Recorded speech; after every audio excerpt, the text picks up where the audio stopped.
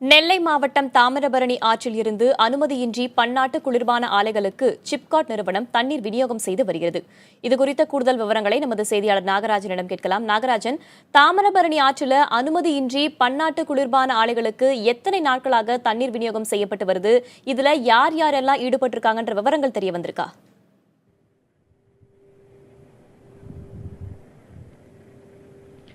வேதவழி, அதாவது நாம் இருக்கக்கூடிய இந்த சிப்காட் வளாகத்திற்குள்ள தான் இயங்கி வருகிறது பன்னாட்டு குளிர்பான ஆலைகள். அதாவது 2 பன்னாட்டு குளிர்பான ஆலைகள் இயங்கி வருகிறது. இவர்களுக்கு தண்ணீர் என்பது தாமிரபரணியில் தான் நேரடியாக சிப்காட் மூலமாக வழங்கப்பட்டு வந்தது. இதுக்கு தமிழக அரசு உத்தரவிட்டிருந்தது. அதன் பேரில் தான் தற்பொழுது வரை வழங்கப்பட்டு வந்தது. அது கடந்த வருடம் நவம்பர் மாதம் முதல் சென்னை உயர்நீதிமன்ற மதுரை கிளை அதற்கு இடைக்கால தடை உத்தரவு பிறப்பித்திருந்தது. அதாவது பன்னாட்டு குளிர்பான ஆலைகளுக்கு தண்ணீர் தாமிரபரணியிலிருந்து நேரடியாக தண்ணீர் வழங்கக்கூடாது என்று உத்தரவு பிறப்பித்திருந்தது. இந்த இடைக்கால தடை தற்பொழுது நீடித்து வரும் நிலையில் நிலத்தடி நீரை எந்த ஒரு உரிமமும் இல்லாமல் அவர்கள் எடுத்து அதாவது சிப்காட் மூலமாக எடுக்கப்பட்டு அது அந்த பன்னாட்டு குளிர்பான ஆலைக்கு வழங்கப்படுவதாக இங்குள்ள சுற்றுச்சூழல் ஆர்வலர்கள் மற்றும் சமூக ஆர்வலர்கள் இந்த பகுதி மக்கள் எதிர்ப்பு தெரிவிக்கின்றனர். இது குறித்து ஆதாரமாக அந்த ஆதாரங்களை எடுத்துக்கொண்டு நேரடியாக நெல்லை மாவட்ட ஆட்சியர் திரு கருணாகரன் அவர்களிடம் ஒப்படைத்துள்ளனர். என இதன் பேரில் தாமிரபரணியிலிருந்து நேரடியாக தண்ணீர் எடுக்க முடியாத நிலையில் தற்போது, ஏனென்றால் தாமிரபரணியிலும் தண்ணீர் வற்றிய சூழ்நிலையில் தற்பொழுது கடந்த ஒரு வாரம் பெய்த மழையில் தான் ஓரளவு தண்ணீர் வந்திருக்கிறது. இந்த நிலையில் நிலத்தடி நீரை உறிஞ்சும் வகையில் இவர்கள் மேற்கொள்ளும் முயற்சிகள் அருகில் இருக்கக்கூடிய கிராமங்களிலும் நிலத்தடி நீர் மட்டம் என்பது வெகுவாக குறைந்து உள்ளதற்கு இது ஒரு முக்கிய காரணமாக இருக்கிறது.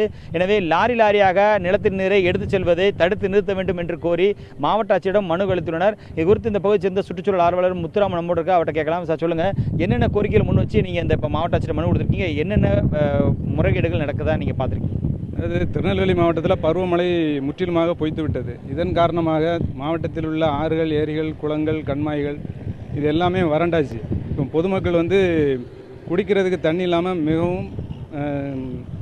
மிகவும் பாதிக்கப்பட்டு கொண்டிருக்கிறார்கள். ஒரு குடம் தண்ணீர் கிட்டத்தட்ட சில இடங்களில் பார்த்திங்கன்னா ஒரு குடம் தண்ணீர் 5 ரூபா வரை கொடுத்து வாங்கிட்டு இருக்காங்க. சங்கரங்கோயில் இந்த மாதிரி இடங்கள்லாம் பார்த்திங்கன்னா 10 நாள் 15 நாளைக்கு ஒரு நாள் தான் பொதுமக்களுக்கு குடிக்க தண்ணி கொடுத்துட்டு இருக்கு இந்த தமிழக அரசாங்கம் கொடுத்துட்டு இருக்கு.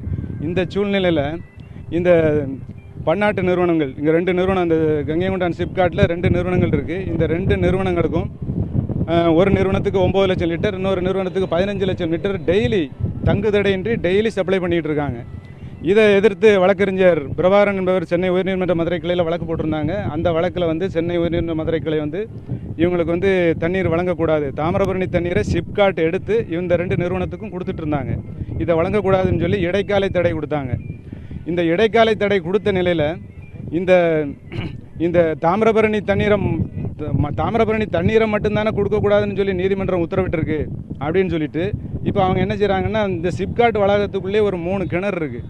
இந்த 3 கிணறுலையும் இருந்து இவங்களே ஜென்ரேட்டர் எல்லாம் போட்டு வச்சு டெய்லி லாரியாக ஏகப்பட்ட தண்ணீரை உறிஞ்சிக்கிட்டு இருக்காங்க, நிலத்தடி நீரை. இதுக்கு கிரவுண்ட் வாட்டர் அத்தாரிட்டி, அதாவது ஆஸ் பெர் ஆக்ட் இவங்க கிரவுண்ட் வாட்டர் அத்தாரிட்டிகிட்ட இதுக்கு பெர்மிஷன் வாங்கியிருக்கணும்.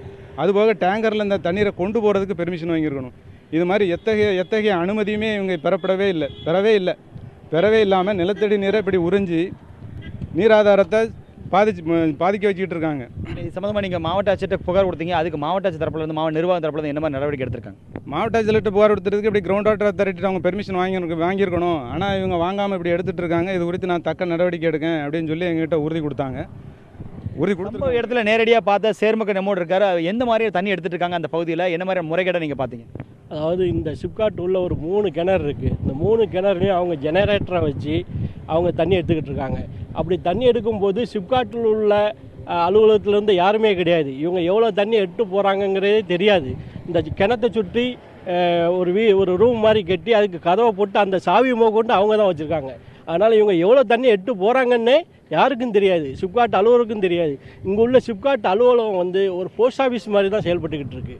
அவர்கிட்ட இது குறித்து ஏதாவது விளக்கம் கேட்டோம் அப்படின்னோம்னா எங்களுக்கு ஹெட் ஆஃபீஸில் இருந்து தான் கேட்கணும். எதுனாலும் ஒரு ஆர்டிஐயில் தகவல் கேட்டாலும் நாங்கள் அங்கே தான் அனுப்புவோங்க. அப்படி ஒரு சூழ்நிலை இங்கே இருக்குது. ஏன்னா இங்கே நிலத்தடி நீர் மட்டம் மிகவும் பாதிக்கப்படுது. அந்த இடம் தண்ணி எடுக்கிற இடத்துல யார் வேலை பார்க்குறாங்க, யாராக இருக்காங்க, அவங்ககிட்ட விசாரிச்சிங்களா? யார் என்னென்னு விசாரிச்சு? அங்குள்ள ஆள்கிட்ட விசாரித்தோம். அங்குள்ள செக்யூரிட்டியுமே கொக்கோ கோலாவில் உள்ள செக்யூரிட்டி தான் அவர். அந்த தண்ணி எடுக்கக்கூடிய லாரியில் தண்ணி அந்த ஓசை எடுத்து மேலே போடுறதும் தண்ணி பிடிக்கிறதுமே கொக்கோ கோலாவில் உள்ள ஆட்களை தான் தவிர வேறு ஆட்கள் சிப்காட் காரங்க யாருமே கிடையாது. அதாவது வேதவழி நீங்கள் கேட்டிருப்பீங்க, அதாவது ஏற்கனவே கடந்த வாரம் தான் சட்டக்கல்லூரி மாணவர்கள் மிகப்பெரிய ஒரு போராட்டத்தை முன்னெடுத்திருந்தனர். அதாவது இளநீர் குடிக்கலாம், மற்ற பன்னாட்டு குளிர்பானங்களை நாங்கள் பயன்படுத்த மாட்டோம் என்று கொட்டி தெருவில் சாலைகளில் அந்த பன்னாட்டு குளிர்பானங்களை கொட்டி போராட்டம் நடத்தினர். இந்த நிலையில் இளைஞர்கள் ஒரு பக்கம் பன்னாட்டு குளிர்பானங்கள் எதிர்ப்பாக போராட்டங்கள் தொடங்கியிருக்கும் இந்த சூழ்நிலையில் தான் பன்னாட்டு குளிர்பானங்கள் முழுமையாக செயல்படுவதற்கு இங்கு நிலத்தடி நீரை முறைகேடாக பயன்படுத்துவதாக குற்றச்சாட்டு எழுந்துள்ளது. இந்த பகுதி மக்களிடையே மிகப்பெரிய ஒரு பாதிப்பை ஏற்படுத்துவதாக, குடிநீருக்கான ஒரு பாதிப்பை ஏற்படுத்தியுள்ளதாக பொதுமக்களும் சுற்றுச்சூழல் ஆர்வலரும் தெரிவிக்கிறார்கள். வேதவழி, உரிய அனுமதியின்றி பன்னாட்டு குளிர்பான ஆலைகளுக்கு சிப்காட் நிறுவனம் தண்ணீர் விநியோகம் செய்து வருகிறது. இதுகுறித்த களத்தகவல்களை வழங்கியமைக்கு நன்றி நாகராஜன்.